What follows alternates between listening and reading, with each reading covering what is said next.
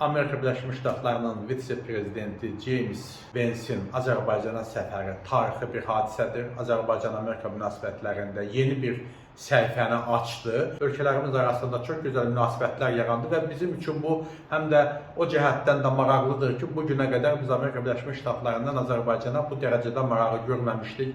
Amerika Birləşmiş Ştatlarında erməni lobbisi güclüdür və daima Azərbaycanı vurmağa çalışıblar. Bugün artıq Amerika Birləşmiş Ştatlarının Cənubi Qafqaz siyasəti var və Azərbaycan da bu siyasətdə önəmli bir rola malikdir. Mən deyərdim ki, həm də bu Amerika Birləşmiş Ştatları ilə Azərbaycan arasında Xartiyanın imzalanması strateji tərəfdaşlığı haqqında böyük bir tarixi hadisədir.